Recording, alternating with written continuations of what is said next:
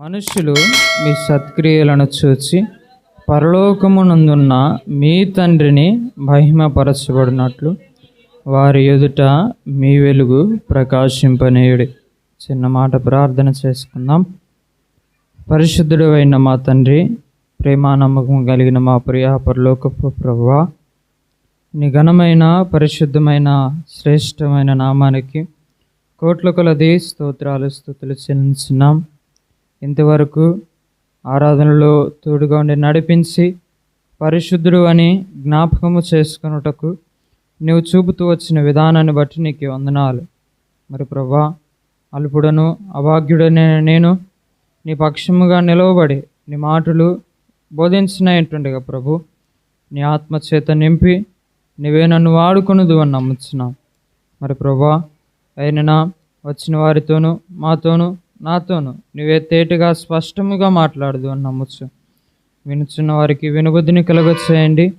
చక్కగా అయినా వినిన వాక్యమును అపవాది ఎత్తుకొని పోకుండా మా హృదయంలో భద్రపరచుకొని మా ఆత్మీయ స్థితికి అయినా అది తోడ్పడులాగున మా ఆత్మీయ అభివృద్ధికి సాధనముగా మేము ఉపయోగించుకునేలాగా నీవు సహాయం చేయదు అని నమ్మచ్చు. మా ప్రభును మీ ప్రియకుమారుడైన యేసుక్రీస్తు వారి నామములో ప్రార్థించి వాక్యమును ధ్యానించుచున్నాం మా పరమ తండ్రి, ఆమేన్. మంచిది. మనము చదువుకునే లేఖన భాగంలో నేను మీకు కొన్ని మాటలు చెప్పాలని ఉద్దేశించున్నాను. అయితే క్రైస్తవుడు లేక విశ్వాసులమైన మనము దేనితో పోల్చబడ్డాము, పోల్చబడిన మనము మన యొక్క పని, మన యొక్క కర్తవ్యము ఏమిటి అనే మాటలు మనము చూద్దాం. అయితే మొదటిగా క్రైస్తవుడు అనగా అర్థం ఏమిటి? క్రైస్తవుడు అనగా అర్థం ఏంటి? క్రీస్తును కలిగినవాడు. క్రైస్తవుడు క్రీస్తును కలిగినవాడు. క్రిస్టియన్ క్రీస్తును కలిగినవాడు. అయితే ఈ క్రీస్తును కలిగిన వాడు దేనితో పోల్చబడ్డాడు అనే విషయాలను మనము కొన్నిటిని ధ్యానము చేసుకుందాం. అయితే ఇప్పుడు మనం చదువుకున్న ఈ భాగంలో 14 మత్తయి సువార్త 5వ అధ్యాయం 14వ వచనం మనము చూసాం. ఏమిటి? మొదటిగా క్రైస్తవుడు దేనితో పోల్చబడ్డాడు అంటే, మీరు లోకమునకు వెలుగై ఉన్నారు. ఒకటి, క్రైస్తవుడు లోకానికి ఎట్లా ఉన్నాడు? వెలుగుగా ఉన్నాడు. అయితే క్రీస్తును కలిగిన వాడు ఎట్లాగున్నాడు? వెలిగించబడిన దీపము వలె ఉన్నాడు. అయితే ఈ వెలిగించబడిన ఈ క్రైస్తవుడు, వెలుగుతో పోల్చబడిన ఈ క్రైస్తవుడు తను చేయవలసిన పని ఏమిటి అంటే, మనము తర్వాత వచనం చదువుకున్నాం, 16వ వచనం. ఏమిటి? మనుషులు మీ సత్క్రియలను చూచి పరలోకమందున్న మీ తండ్రిని మహిమపరచునట్లు. చాలు, ఇక్కడ ఆగుదాం. ఒకటి, క్రైస్తవుడు వెలుగుగా పోల్చబడ్డాడు. ఆ వెలుగుగా పోల్చబడిన క్రైస్తవుడు ఏం చేయాలి అంటే, ఇప్పుడు మనం చూసాం, మన సత్క్రియలను బట్టి ఎవరు మహిమపరచబడాలి? పరలోకమందున్న మీ తండ్రి మహిమపరచబడాలి. ఒకటి, మనము చేయవలసిన పని ఏమిటి? వెలుగుగా పోల్చబడిన క్రైస్తవుడు చేయవలసిన పని ఏమిటి? మన తండ్రిని మహిమపరచాలి. ఏ విధంగా మహిమపరచాలి అంటే, సత్క్రియలు అనగా సత్క్రియలు దేని ద్వారా బయటపడతాయి? మన యొక్క పనుల ద్వారా, క్రియల ద్వారా బయటపడతాయి. అయితే మన సత్క్రియల ద్వారా దేవుని మహిమపరచాలి. ఒకటి, దేవుని మహిమపరచాలి. రెండో విషయాన్ని మనము చూసినట్లయితే, వారి ఎదుట మీ వెలుగు ప్రకాశింపనీయుడి. ఎవరి ఎదుట? ఎవరి ఎదుట? లోకము ఎదుట. మనము స్టార్టింగ్లో చదువుకున్నాము కదా, మీరు లోకమునకు వెలుగై ఉన్నారు. అయితే లోకమునకు వెలుగై ఉన్న మనము అనేకులను వెలిగించాలి, లేకపోతే వారి ఎదుట మన యొక్క ప్రేమను, మన యొక్క వెలుగును కనపరచాలి అని ప్రభు ఉద్దేశపడుతున్నాడు. ప్రభు యొక్క ఉద్దేశం ఏమిటి అంటే, వెలిగించబడిన మనము అనేకులను వెలిగించాలి అంటున్నాడు. ఒకటి, క్రైస్తవుడు వెలుగుగా పోల్చబడ్డాడు. అయితే ఈ వెలుగుగా పోల్చబడిన ఈ క్రైస్తవుడు ఏమి చేయాలి? అతని యొక్క కర్తవ్యం ఏమిటి అంటే ఏమిటి? దేవునిని మహిమపరచాలి. రెండవది, వెలిగించబడిన మనము అనేకులను వెలిగించాలి. అనేకులను వెలిగించాలి అంటే అన్యులను వెలిగించాలి. అనగా వెలిగించబడటము అంటే చీకటిలో ఉన్న మనము ఆశ్చర్యకరమైన వెలుగులోనికి నడిపించబడ్డాము. అంటే పాపము నుండి మనము ఏమి చేయబడ్డాము? పరిశుద్ధులుగా చేయబడ్డాము. మనం ఆరాధనలో జ్ఞాపకం చేసుకున్నాం. పాపులమైన మనలను ఏం చేశాడు? ఆయన పరిశుద్ధులుగా చేశాడు. వెలిగించబడినవాడు అంటే పరిశుద్ధుడు అని అర్థము. అయితే ఈ లోకము పాపముతో నిండి ఉన్నది. అయితే క్రైస్తవుడు ఏం చేయబడ్డాడు? ప్రత్యేకించబడ్డాడు, వెలుగుగా మార్చబడ్డాడు, అనగా పరిశుద్ధినిగా మార్చబడ్డాడు. ఈ పరిశుద్ధినిగా మార్చబడిన ఈ క్రైస్తవుని యొక్క పని ఏమిటి అంటే అనేకులను వెలిగించాలి. అనగా వారి యొక్క పాపములన్నిటినీ ప్రభు ఎదుట ఒప్పుకునేటట్లుగా చేయాలి. ఒప్పుకునేటట్లుగా చేయాలంటే వారిని బలవంత పెట్టాలా? కాదు, బలవంత పెట్టకూడదు. ప్రభు యొక్క సువార్త, ఆయన మన కొరకు ఏమి చేశాడు, ఆయన యొక్క శిలువ త్యాగాన్ని చెప్పటము సువార్త. ఈ సువార్త ద్వారా అనేకులను వెలిగించవచ్చు. రెండవ మాటకు మనం వెళ్దాం. ఇదే మత్తయి సువార్త 5వ అధ్యాయంలోనే 44వ వచనం మనము చూసినట్లయితే, నేను మీతో చెప్పున్నదేమనగా, మీరు పరలోకమందున్న మీ తండ్రికి కుమారులై ఉండునట్లు మీ శత్రువులను ప్రేమించుడి, మిమ్మును హింసించు వారి కొరకు ప్రార్థన చేయుడి. చాలు, ఇక్కడ ఆగుదాం. అయితే 44వ వచనం ప్రారంభములో అంటాడు, మీరు పరలోకమందున్న మీ తండ్రి అంటున్నాడు. అయితే ఇక్కడ నేను ఈ మాటను ఇలాగ చెప్పాలనుకుంటున్నాను. ఇందాట్లో మనం 16వ వచనంలో కూడా చదువుకున్నాం. పరలోకమందున్న మీ తండ్రి మహిమపరచబడినట్లు అంటున్నాడు. మీ తండ్రి అని జ్ఞాపకం చేస్తూ వస్తున్నాడు.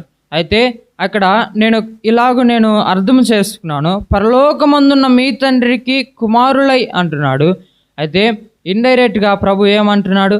పరలోక కుమారులు అంటున్నాడు. ఈ మాట ఏనండి, పరలోక కుమారులు అంటున్నాడు. అయితే పరలోక కుమారులు అవటానికి ప్రభు ఇక్కడ ఒక మాట చెప్తున్నాడు, కుమారులై ఉండునట్లు అంటున్నాడు. తర్వాత అంటున్నాడు, ఏమంటున్నాడు? మీ శత్రువులను ప్రేమించడి. ఇది చాలా మనకు కష్టమైన మాట అవ్వచ్చు, కానీ పరలోక కుమారులుగా మార్చబడాలి అంటే ఏం చేయబడాలి? శత్రువులను ప్రేమించాలి. శత్రువులంటే ఎవరు?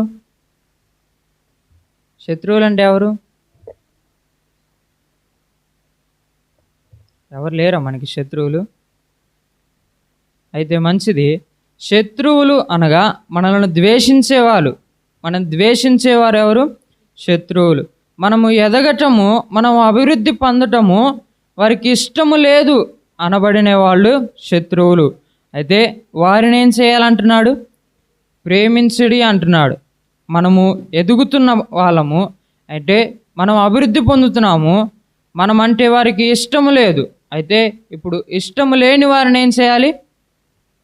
ప్రేమించాలి. ఇష్టము లేని వారిని ప్రేమించాలి. ఇక్కడ జాగ్రత్తగా గమనించండి. ఇష్టము ఉన్నవారిని కాదు, ఇష్టము లేని వారిని ప్రేమించాలి. ప్రభువు కూడా ఇదే చేస్తున్నాడు. పరిశుద్ధుడైన ఆయన పాపమును అసహించుకుంటాడు, కానీ పాపాత్ములమైన మనల్ని ఏం చేశాడు? ప్రేమించాడు. యోహాను సువార్తలో అంటాడు కదా, దేవుడు లోకమును ఎంతో ప్రేమించెను అంటాడు. అయితే ఈ లోకము ప్రభువు ప్రేమించినప్పుడు ఎట్లాగుంది? పాపముతో నిండి ఉన్నది. అయితే పరిశుద్ధుడైన ఆయన పాపమును అసహించుకుంటున్నాడు, కానీ శత్రువులమని త్రోసివేయలేదు. శత్రువులమైన మనలను ఏం చేశాడు? ప్రేమించాడు. ఆ ప్రేమను చూపించాలి అంటున్నాడు. ఎవరి మీద? మన శత్రువుల మీద ఆ ప్రేమను చూపించాలి అంటున్నాడు. అయితే రెండవ మాట మనం చూద్దాం. మిమ్మును హింసించు వారి కొరకు ప్రార్థన చేయుడి. హింస అంటే కష్టపెట్టువారు, బాధ పెట్టువారు, నిందించటం, మనము చేయని తప్పులను కూడా మన మీద మోపటం. అట్లాగా మన మీద ఎవరైనా చేస్తున్నారా? చేయట్లేదు. కానీ ప్రభు అంటున్నాడు, మిమ్మల్ని హింసించే వారి కొరకు కూడా ప్రార్థన చేయండి అంటున్నాడు. 2 మాటలు మనం చూసాం. క్రైస్తవుడు పోల్చబడిన విధానము, ఒకటి ఎట్లాగూ పోల్చబడ్డాడు? వెలుగుగా పోల్చబడ్డాడు. రెండవది పరలోక కుమారులుగా పోల్చబడ్డాడు. ఈ మాట పలుకుతుంటే ఎట్లా ఉంది? పరలోక కుమారులుగా పోల్చబడ్డాం. ప్రభు ఎంత భాగ్యాన్ని మనకిచ్చాడు. పరలోకమందున్న మీ తండ్రి అంటున్నాడు. అయితే మనమేం చేయబడ్డాము? పరలోక కుమారులుగా చేయబడ్డాం. ఇక్కడ ఆయన యొక్క వారసత్వాన్ని మనకి అప్పగిస్తూ వస్తున్నాడు. అయితే మూడో మాటకు మనం వెళ్దాం.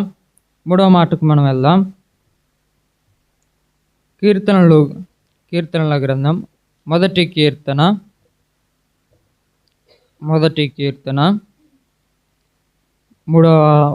మూడవ చరణం.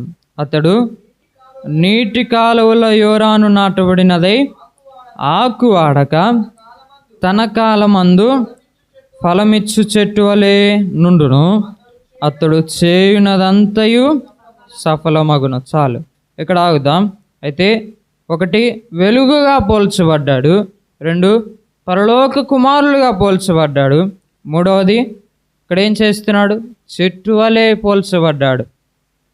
ఇక్కడ రాయబడి ఉంది కదా, అతడు నీటి కాలువల యోరాను నాటబడినదై అంటున్నాడు. ఏది నాటబడుతుంది? చెట్టు నాటబడుతుంది. అయితే ఒక విశ్వాసి క్రీస్తును కలిగిన వాడు ఏం చేయబడుతున్నాడు? చెట్టు వలె పోల్చబడుతున్నాడు, నాటబడుతున్నాడు. ఎక్కడ నాటబడుతున్నాడు?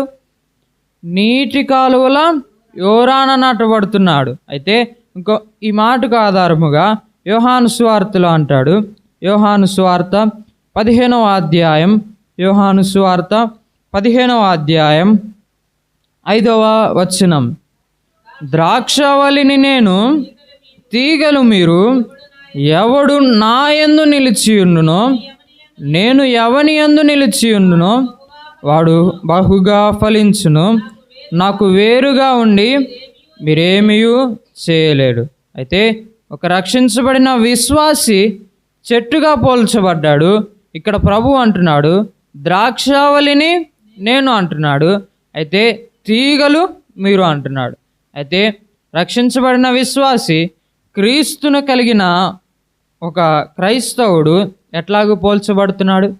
ద్రాక్షావల్లి తీగల వలె పోల్చబడుతున్నాడు. అయితే కింద ఒక మాట అంటున్నాడు, ఏమంటున్నాడు? నాయందు నిలిచి ఉన్నవాడు అంటున్నాడు. నాయందు నిలిచి ఉన్నవాడు అంటున్నాడు. అయితే ద్రాక్ష చెట్టుకు తీగలు ఉంటాయి. అయితే ద్రాక్ష చెట్టు వేరుగా, తీగలు వేరుగా ఉంటే తీగలకు ప్రాముఖ్యత ఉంటుందా? ఉండదు. ఆ తీగలను ఏం చేస్తాం మనం? చెట్టుకు లేని కొమ్మల్ని ఏం చేస్తాం? కత్తిరించి కాల్చివేస్తాం. వాటికి అంత ప్రాముఖ్యత ఇవ్వము. అయితే ప్రభు అంటున్న మాట కూడా అదే, చెట్టును నేను, మీరు నాకు అంటు కట్టబడిన వాళ్ళు అంటున్నాడు. అంటు కట్టబడిన తీగలు అంటున్నారు. మీరు నా యందు ఎన్ని రోజులైతే నా యందు ఉంటారో మీరు అంత ప్రాముఖ్యులుగా ఉంటారు, అంతగా గణపరచబడతారు. అయితే నా నుండి వేరు చేయబడతారు. చూడండి, అప్పుడు ఏం చేయబడతారు? కాల్చివేయబడతాడు. పైన అంటాడు 3వ వచనం నుంచి మనం చూసినట్లయితే, నేను మీతో చెప్పిన మాటలను బట్టి మీరిప్పుడు పవిత్రులై ఉన్నారు. నా యందు నిలిచియుండుడి, మీ యందు నేను నిలిచియుండును. తీగ ద్రాక్షావళిలో నిలిచి ఉంటేనే కానీ తనంతట తానే ఎలాగూ ఫలింపదో, అలాగే నా యందు నిలిచి ఉంటేనే కానీ వీరును ఫలింపరు అంటున్నాడు. అయితే చెట్టుగా పోల్చబడిన ఒక విశ్వాసి, ద్రాక్ష చెట్టు తీగల వలె పోల్చబడిన ఒక విశ్వాసి, ఆ ద్రాక్ష చెట్టుకు అంటు కట్టబడి ఉంటే ఫలించబడతాడు అని రాయబడి ఉంది. అయితే ఒకటి, ద్రాక్ష తీగల వలె పోల్చబడిన క్రైస్తవుడు చేయవలసిన పని ఏమిటి అంటే, అక్కడ ఆఖరిలో చదువుకున్నాం. ఏం చదువుకున్నాం? మీరును ఫలింపుదురు అంటున్నాడు. అయితే ద్రాక్ష తీగల వలె పోల్చబడిన మనము, చెట్టు వలె పోల్చబడిన మనము ఏం చేయాలి? ఫలించాలి. ఏం ఫలించాలి?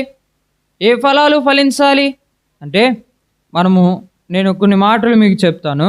అయితే చెట్టుగా పోల్చబడిన విశ్వాసి ఏం ఫలించాలి? ఏం ఫలాలు ఫలించాలి అంటే గలతీ రాసిన పత్రిక అపోస్తుడైన పౌలు గలతీలకు రాసిన పత్రిక 5వ అధ్యాయం 22వ వచనం. గలతీలకు రాసిన పత్రిక 5వ అధ్యాయం 22వ వచనం. అయితే ఆత్మఫలములేవనగా ప్రేమ, సంతోషము, సమాధానము, దీర్ఘశాంతము, దయాలత్వము, మంచితనము, విశ్వాసము, సాత్వికము, ఆశానిగ్రహము. చాలు. అయితే చెట్టుగా పోల్చబడిన విశ్వాసి ఫలించాల్సిన ఫలాలు ఏమిటి అంటే ఆత్మఫలాలు.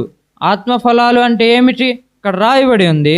ప్రేమ, సంతోషము, సమాధానము, దీర్ఘశాంతము, దయాలత్వము, మంచితనము, విశ్వాసము, సాత్వికము, ఆశానిగ్రహము అంటున్నాడు. అయితే వీటన్నిటిని మనము ధ్యానం చేసినట్లయితే ప్రేమ అనగా అర్థం ఏమిటి? ఈ లోకములో ఎన్నో ప్రేమలు ఉన్నాయి, కానీ ఈ ప్రేమ వేరు, ఆ ప్రేమ వేరు. అయితే ఈ ప్రేమ ఎటువంటిది అంటే ప్రేమ అనగా అర్థం ఏమిటి అంటే అందరూ అసహించుకునే వారిని ప్రేమించడం, అందరూ అసహించుకునే వారిని దగ్గర తీసుకోవడమే ప్రేమ. నీవంటే నాకు ఇష్టము అంటే అది ప్రేమ అయిపోదు. అందరూ చీదరించుకొని ఎవరినైతే త్రోసి వేస్తారో వారిని సహితం దగ్గరకు తీసుకోవటం, అది ప్రేమ అంటారు. అయితే మన ప్రభు అయిన క్రీస్తు కూడా చేసిన పని ఇదే. పాపములో ఉండిన మనల్ని అందరూ అసహించుకున్నారు, చీదరించుకున్నారు, కానీ ఆయన ప్రేమ చేత మనల్ని ఏం చేశాడు? మన పాపం అంతటిని శుద్ధి చేసి కడిగివేసి పరిశుద్ధినిగా చేశాడు. ఇదే ప్రేమ అంటే. అయితే మనము కూడా ఏం చేయాలి? ఈ ప్రేమ అనే ఫలాన్ని ఫలించాలి. ఎట్లాగూ ఫలిస్తాం ఈ ప్రేమ అనే ఫలాన్ని? నాట్లో మనం చెప్పుకున్నాము కదా, ఎట్లాగూ ఫలిస్తాం? ఆయనతో అంటు కట్టబడి ఉంటే, కలిసి ఉంటే, ఆయనతో అంటు కట్టబడి ఉంటేనే ఈ ఫలాలు ఫలిస్తాము. అయితే ఒకటి ప్రేమ అనే ఫలాన్ని ఫలించాలి. రెండవది అంటున్నాడు సంతోషము అంటున్నాడు. సంతోషము అంటే పైకి నవ్వుతూ లోపల బాధపడటమా? కాదు. ఈ సంతోషము ఎప్పుడు కలుగుతుంది? మనము భౌతికముగా ఆలోచన చేద్దాం. మనకు సంతోషము, ఆనందము అనేది ఎప్పుడు కలుగుతుంది? ఎప్పుడు కలుగుతుంది? మీకు ఎప్పుడు సంతోషము కలగలేదా? మనం అనుకున్నది జరిగినప్పుడు, లేకపోతే మనకి ఇష్టమైనది జరిగినప్పుడు, ఇష్టమైన వారు వచ్చినప్పుడు కలిగేది సంతోషము, ఆనందము. కానీ ఈ సంతోషము, ఆనందము వేరు. ఈ సంతోషము, ఆనందం ఏమిటి? కీర్తనల గ్రంథంలో మనము చూసినట్లయితే మొదటి కీర్తన మొదటి చరణం. దుష్టుల ఆలోచన చెప్పున నడువక, పాపుల మార్గమున నిలువక, అపహాస్యకులు కూర్చుండు చోటున కూర్చుండక, యెహోవా ధర్మశాస్త్రమునందు ఆనందించుచు. చాలు. ఇక్కడ చూద్దాం. ఈ సంతోషము, ఆనందము ఏమిటి? ఆయన వాక్యము సంతోషము, ఆయన వాక్యమును ధ్యానించటము ఆనందము. అయితే ఒకటి ప్రేమ అనే ఫలాన్ని ఫలించాలి, రెండవది సంతోషము అనే ఫలాన్ని ఫలించాలి. సంతోషము అంటే ఆయన వాక్యమును ధ్యానించేటప్పుడు వచ్చే సంతోషము, ఆ ఫలము. అయితే మూడవ ఫలం ఏమిటి? సమాధానము. సమాధానం అనగా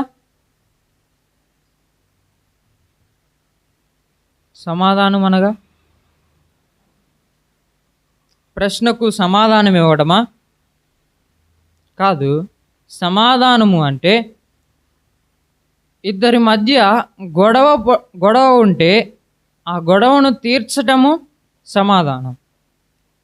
అంటే ఇద్దరు వ్యక్తులు గొడవ పడుతూ ఉన్నప్పుడు సఖ్యత, వారి మధ్య ఒకరిని ఒకరు అర్థము చేసుకున్నప్పుడు వచ్చేది సమాధానం. అయితే ఈ సమాధానము ఎక్కడ కలిగి ఉండాలి?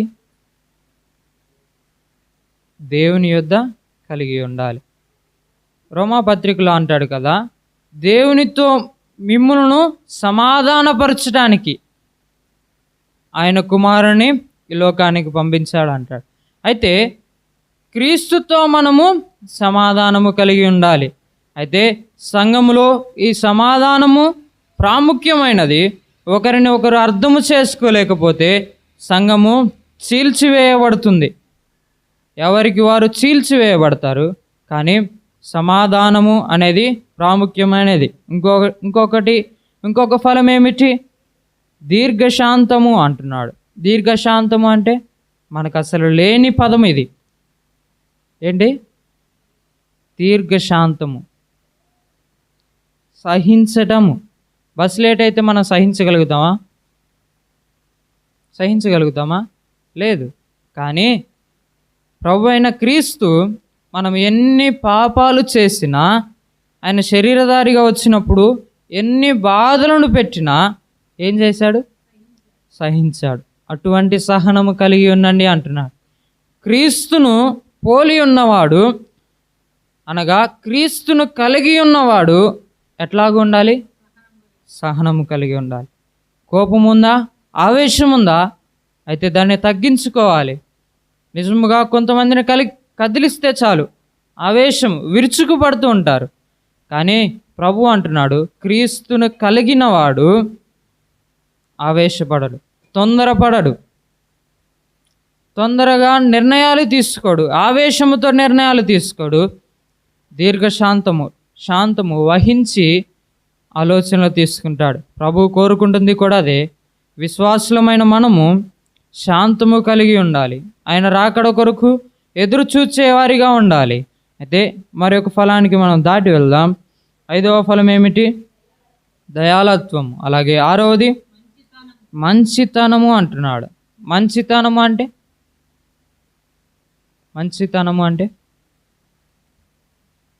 మంచి కార్యాలు, అంటే అందరికీ ఉపయోగపడే కార్యాలు, అందరికీ ఉపయోగకరమైన పని చేయడం మంచిది అంటారు.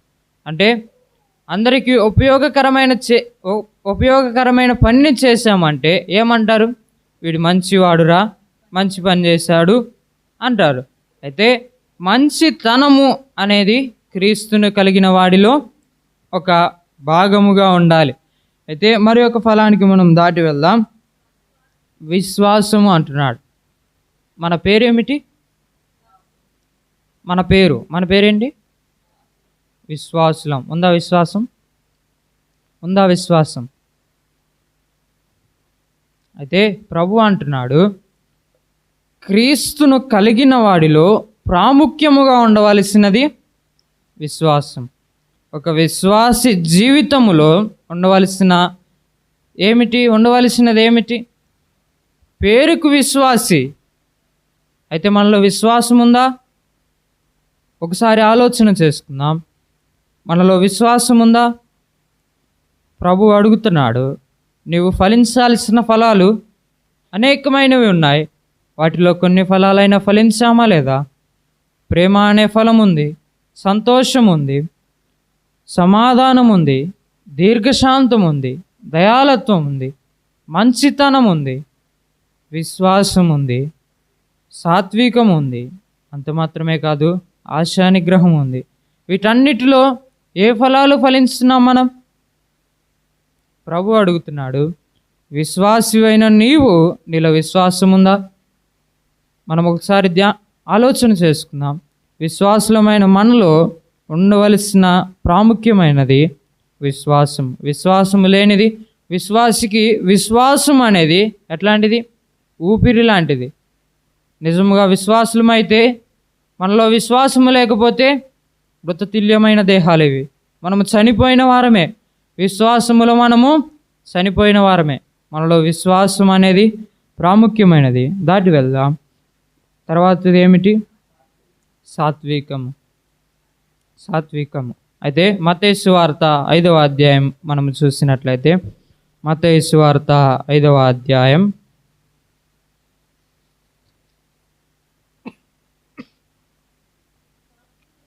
సాత్వికులు ధన్యులు. మత్తయి సువార్త 5వ అధ్యాయం 5వ వచనం. సాత్వికులు ధన్యులు, వారు భూలోకమును స్వతంత్రించుకుందరు అంటున్నాడు. అయితే విశ్వాసులమైన మనము, క్రీస్తును కలిగిన మనము, మనలో సాత్వికము అనేది ఉంటే ప్రభు అంటున్నాడు భూలోకాన్ని స్వతంత్రించుకుందరు అంటున్నాడు. మరి ఒక ఫలానికి దాటి వెళ్దాం. ఆశా నిగ్రహము.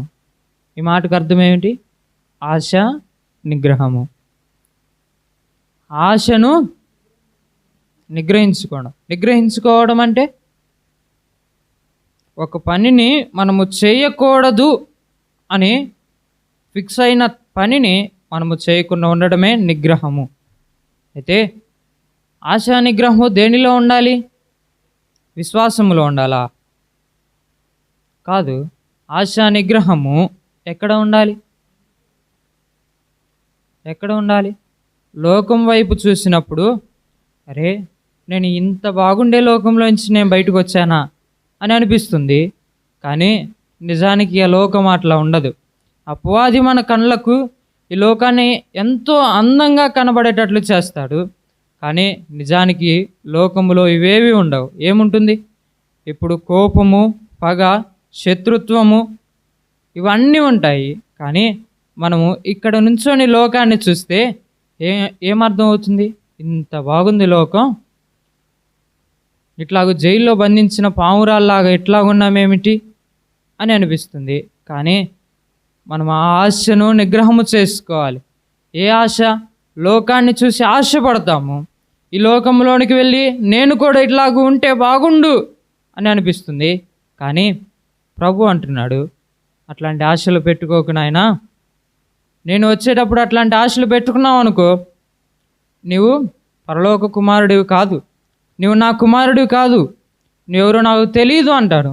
అట్లాంటి ఆశలు పెట్టుకోమాకు అంటున్నాడు. అయితే మనం ఆశ ఏమిటి? మనకు ఉండవలసిన ఆశ ఏమిటి?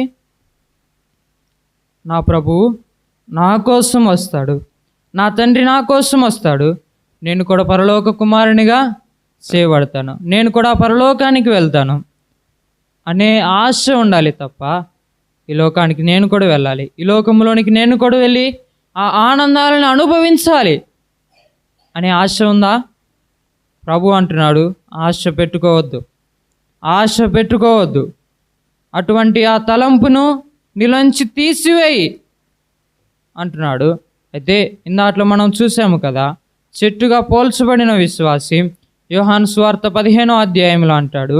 15వ అధ్యాయం 2వ వచనం, నాలో ఫలింపని ప్రతి తీగను తీసి పారవేయును అంటున్నాడు. అయితే ఫలించు ప్రతి తీగ మరి ఎక్కువగా ఫలింపవలనని దానిలోని పనికిరాని తీగలను తీసి పారవేద్దును అంటున్నాడు. ఆశ ఉందా?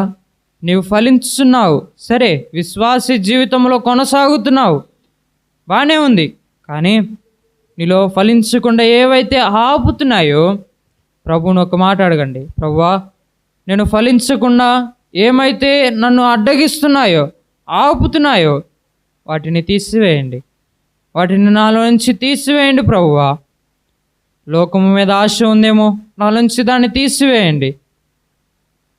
నాలో కోపము, క్రోధము, పగ అనే ఆశలు ఉన్నాయేమో, వాటిని తీసివేయండి అని ఒక చిన్న మాట ప్రార్థన చేసుకోవచ్చు. ఏమంటున్నాడు? ఫలించే తీగ మరి ఎక్కువగా ఫలించడానికి దానిలోని పనికిరాని తీగలను తీసి పారవేస్తానంటున్నాడు. అయితే క్రీస్తుని కలిగిన మనము దేనితో పోల్చబడ్డాం? ఒకటి, వెలుగుతో పోల్చబడ్డాం, వెలుగు సంబంధులుగా పోల్చబడ్డాము. అయితే ఈ వెలుగుగా పోల్చబడిన విశ్వాసి క్రైస్తవుడు చేయవలసిన పని ఏమిటి? అనేకులను వెలిగించాలి. రెండవది, దేవునిని మహిమపరచాలి. అనేకమైన విశ్వాసులలో ఈ మాట ఉండడం లేదు, ఈ కార్యం అనేది ఉండటం లేదు. దేవుణ్ణి మహిమపరచట్లేదు, కానీ వారి నామమును వారినే మహిమపరుచుకుంటున్నారు. ప్రభు అంటున్న మాట ఇది కాదు. నిన్ను నీవు మహిమపరుచుకోవద్దు, నన్ను మహిమపరచు, ఆటోమేటిక్గా నీవు మహిమపరచబడతావు అంటున్నాడు. అయితే విశ్వాసులమైన మనము దేవునిని మహిమపరచాలి, తర్వాత మనము మహిమపడతాం. ప్రభు అంటున్న మాట, వెలిగించబడ్డావు, సరే, వెలిగించబడిన నీవు దేవుని మహిమపరచు. రెండవ మాట అంటున్నాడు, వెలిగించబడిన నీవు మాత్రం వెలుగులో ఉంటే సరిపోదు, అనేకులను వెలిగించు అంటున్నాడు. రెండవ మాట, పరలోక కుమారులుగా అవ్వబడాలి అంటే, చేయబడాలి అంటే ఏం చేయాలి? శత్రువులను ప్రేమించాలి, మనల్ని హింసించే వారి కొరకు ప్రార్థన చేయాలి. తిమోతి పత్రికలో అంటాడు కదా, రాజుల కొరకు, అధికారుల కొరకు, మనుషులందరి కొరకు ఏం చేయాలి? ప్రార్థన చేయాలి, విజ్ఞాపనలు చేయాలి, యాచనలు చేయాలి అంటున్నాడు. అయితే వీరందరి కొరకు ఏం చేయాలి? ప్రార్థన చేయాలి. అయితే మూడవ మాట ఏమిటి? క్రైస్తవుడు క్రీస్తుని కలిగిన వ్యక్తి దేనితో పోల్చబడ్డాడు? ద్రాక్ష తీగలతో పోల్చబడ్డాడు. క్రీస్తుతో అంటు కట్టబడిన వాడి వలె పోల్చబడ్డాడు. అయితే క్రీస్తుతో అంట కట్టబడిన మనము ఫలించాల్సిన ఫలాలు కొన్ని ఉన్నాయి. ఆ మాటలు ధ్యానం చేసుకున్నాం. ఆ ఫలాలు ఏమిటి? ఆత్మఫలాలు.